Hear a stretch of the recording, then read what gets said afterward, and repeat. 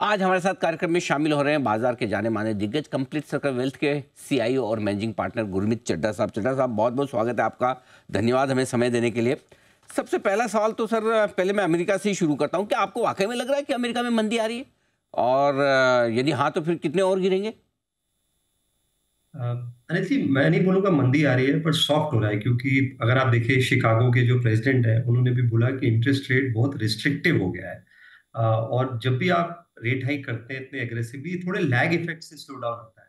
अगर आपने 11 बार rate hike किया है फेड ने, जो कि रिकॉर्ड है, मैंने अपने शायद लाइफ टाइम में नहीं देखा। 5.5 का रेट यूएस का, जो उनका मेन रेट है, बैंकिंग रेट है। तो आपको वो, आप देखिए जो सर्विसेज का भी डेटा आया है उसमें 51 के आसपास की रीडिंग है। अनएम्प्लॉयमेंट धीरे धीरे बढ़ रहा है। थोड़ा सा मैं यूएस में कहता हूँ व्हाइट कॉलर रिसेशन है। बिग टेक जो है वो ले ऑफ कर रहा है, और जो ग्राउंड लेवल वर्कर्स हैं, जो आपको गैस स्टेशन पे चाहिए होते हैं, कन्वीनियंस स्टोर्स पे चाहिए होते हैं, वहां पे शॉर्टेज है। तो बड़ा अजीब सा, क्योंकि और ये कोविड में जो उन्होंने कैश इतना डिस्ट्रीब्यूट किया है, उसका एक वो भी एक बहुत बड़ा कारण रहा है। तो मुझे लगता है कि धीरे धीरे स्लो डाउन आएगा, और आई थिंक अब फेड एक्ट करेगा। शायद हो सकता है सितंबर से पहले भी करे, बट रेट कट डेफिनेटली करेगा। और जैसा भी अजय जी ने बोला, बिगर इम्पैक्ट अनवाइंडिंग का था। सिंपल लैंग्वेज में अनिल जी, मैं येन में बोरो करता था जीरो पे, और येन भी डेप्रिशिएट हो रहा था। तो मैं 100 रुपए बोरो करता था, रिटर्न मैं 97-98 ही करता था। तो एक्चुअली फायदा हो रहा था, क्योंकि येन डेप्रिशिएट हो रहा था। 2 हफ्ते में येन अप्रिशिएट हो गया, तो काफी सारी कॉल्स ट्रिगर हो गई। पर मुझे लगता नहीं है ये ट्रेड पूरी तरह अभी अनवाइंड हुआ है। ये ट्रेड बहुत बड़ा है, क्योंकि बहुत समय से चल रहा है। तो इसको राइट ऑफ मतलब करना बहुत जल्दी मेरे हिसाब से वो होगी। थोड़ा सा नजर रखना जरूरी है करेंसी पे, येन की। और इंटरेस्ट दर तो जैसा अजय जी ने बोला, इतना इम्पैक्ट नहीं है। पर मेरा ये मानना है एक स्लो डाउन है यूएस में, जो प्रोलॉन्ग होगा अगर लिक्विडिटी इंजेक्ट नहीं की गई या रेट कट्स नहीं किए गए। तो मतलब सर, क्या ये समझे फिर कि अभी भी खतरे से हम बाहर नहीं निकले, और कल जो लोज बनाए हैं सारे बाजार ने, हमने, अमेरिका ने, जापान ने, इसने उसने, ये टूट सकते हैं फिर से? सर, मैं इसको एक्चुअली लोज इंडिया के तो नहीं मानता हूँ। सिर्फ 4% गिरे हैं। आप देखिए टोक्यो, देखिए यूएस, देखिए नैस्डैक 13% 14% गिरा है। एशियन मार्केट सारे 10-15% गिरे हैं। बट थोड़ा इंटरेस्टिंग होगा देखना कि कैसे इसको प्ले आउट किया जाता है। क्योंकि वैल्यूएशन जो है वो आपके फेवर में नहीं है। हमारा मार्केट कैप टू जीडीपी 140% है। पी मल्टीपल में जरूर हमारी ईपीएस ग्रोथ थोड़ी अच्छी रही है, तो हम 22-23 के मल्टीपल पे हैं, तो थोड़ा सा लॉन्ग टर्म एवरेज से ज्यादा है। तो वैल्यूएशन कंफर्ट नहीं है, इसलिए कोई भी अगर नेगेटिव न्यूज आएगी तो बाजार एक कारण ढूंढ रहा है। और अनिल जी, हमने 10% करेक्शन देखा ही नहीं है बाजार। बहुत समय हो गया 10% करेक्शन देखे हुए। एक दो डिप मिले थे, इलेक्शन डे वाले दिन मिले थे, कल थोड़ा सा एक वो झांकी दी। तो मुझे ये लगता है कि थोड़ा सा केयरफुल रहना चाहिए। मैं नहीं बोल रहा हूँ कि इंडिया में मंदी आएगी। इंडिया हमेशा आउट परफॉर्म करेगा, और आउट परफॉर्मेंस लोअर साइड पे भी होता है निधि। आप कम गिरना भी आउट परफॉर्मेंस है। हम ये भूल जाते हैं कि कम गिरना इक्वली इंपॉर्टेंट है portfolio। तो आजकल वो अंबुजा सीमेंट जैसा हो गया ना, वो कि ये दीवार टूटती क्यों नहीं? ये मार्केट गिरता क्यों? न तो इलेक्शन के रिजल्ट पे गिरता है, न बजट पे गिरता है, न ग्लोबल मार्केट पे गिरता है। अब ये किस पे गिरेगा सर, अगर गिरा तो? सर, ये बड़ा रिस्क जो होता है अनिल जी, कभी भी टेबल पे नहीं होता है। तो आप देखिए जेन येन वाला जो बाउंसर आया, वो एकदम से आया। किसी को पता नहीं था कि एकदम से येन कैरी रेट हमने चर्चा ही वीकेंड पे शुरू करी थी। तो जो भी रिस्क ऑन द टेबल है, जैसे जियोपॉलिटिकल रिस्क है, मुझे लगता है कुछ हद तक ऑन द टेबल है, अनलेस ये बहुत बड़ा एस्केलेशन होता है। यूएस का स्लो डाउन भी थोड़ा बहुत टेबल में है। जो बड़ा कैटास्ट्रॉफी आती है वो हमेशा एक बड़े इवेंट से आती है, जैसे कोई साइबर अटैक हो जाए जो पूरे सिस्टम्स को नीचे ले आए। तो मुझे लगता है कि इतना बहुत ज्यादा डाउनसाइड मुझे नहीं लगता है मार्केट में। At the same time upside के लिए थोड़ी मेहनत करनी पड़ेगी, आपको लेवल 2 जाना पड़ेगा। और जस्ट बिकॉज कल बना और आज मार्केट थोड़ा बाउंस कर रहा है, तो इस रिस्क को राइट ऑफ नहीं करना चाहिए। मेरा यूएस का डेट $35 ट्रिलियन है। इंटरेस्ट पेमेंट $1 ट्रिलियन है, जो थर्ड बिगेस्ट आइटम हो गया, लाइन आइटम है। और वहां भी इलेक्शंस है। और आप देखिए बांग्लादेश में क्या हुआ है हमारे बाजू में। देखिए कुछ घंटों में पूरा चीजें बदल गई, कुछ हफ्तों में चीजें पूरी बदल गई। डेमोक्रेटिकली इलेक्टेड गवर्नमेंट थी, अनस्टेबल हो गई। तो ये बहुत ज्यादा हलचल है ग्लोबली, जियोपॉलिटिकली। तो इसलिए थोड़ा सा बैलेंस होने की जरूरत है। मैं बेरिश नहीं साउंड कर रहा हूँ। मैं बोल रहा हूँ कि हमने अच्छा पैसा बनाया है। इंपॉर्टेंट है, जैसे एक बल्लेबाज जब अच्छे रन बनाता है, हाफ सेंचुरी या सेंचुरी पे पहुंचता है, तो फ्रेश गार्ड लेता है। इस समय एक फ्रेश गार्ड लीजिए, और थोड़ा सा कैलिब्रेटेड करिए अपनी रिस्क। नहीं, ये सर आपने ना बात भी इतनी इंटरेस्टिंग बोली। आजकल 2020 के ज़माने में हाफ सेंचुरी बना था, फिर फ्रेश गार्ड लिया।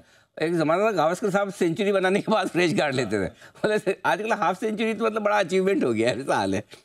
खटाखट खटाखट वाले में ना, जल्दी खेले 10-20 बॉल मारी, हाफ सेंचुरी निकल गए।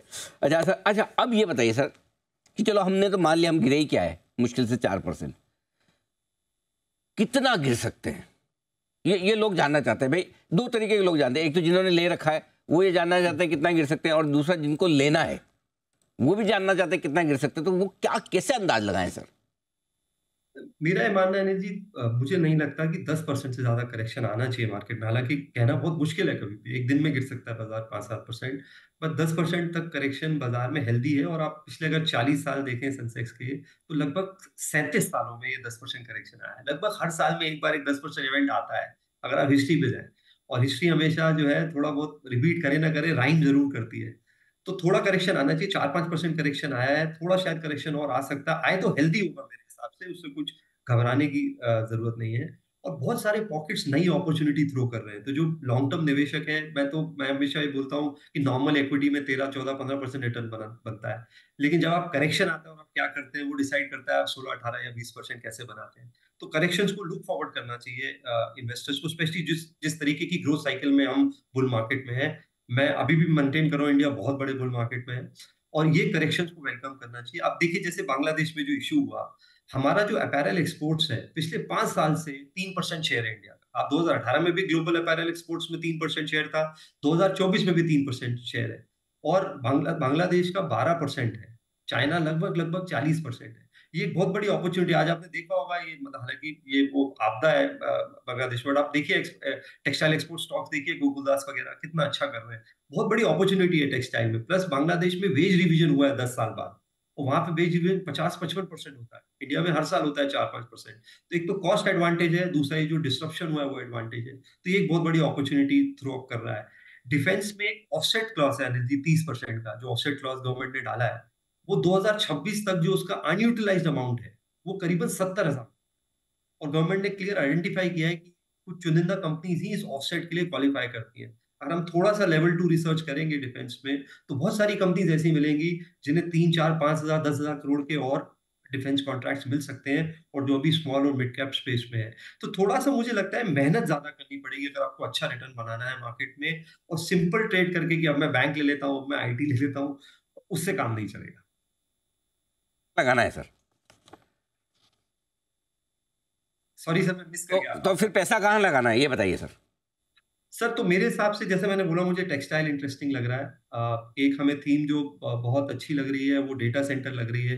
डेटा सेंटर इंडिया में एक तो एक्सपेंशन हो रहा है, और इसमें एक थीम है बैटरी की, जो क्योंकि डेटा सेंटर में डाउन टाइम नहीं हो सकता एनर्जी। आप कोई भी एप्लीकेशन डेटा सेंटर में आपको कंटिन्यूस पावर, इसलिए सबसे ज्यादा डेटा सेंटर आज बॉम्बे में है, क्योंकि बॉम्बे में सबसे एश्योर्ड रिलायबल पावर सप्लाई है। अब ये स्प्रेड हो रहा है। तो एक कंपनी हमें यहाँ पे पसंद है, एचबीएल पावर, जो कि स्पेशलाइज बैटरी बनाती है डेटा सेंटर के लिए। और रेलवे कवच में भी उनका 30% मार्केट शेयर है। मैंने डिफेंस की चर्चा करी, कुछ कंपनीज हैं जो ऑफसेट क्लॉज को में फुलफिल करेंगी अगले 3-4 साल में, बहुत काम आने वाला है।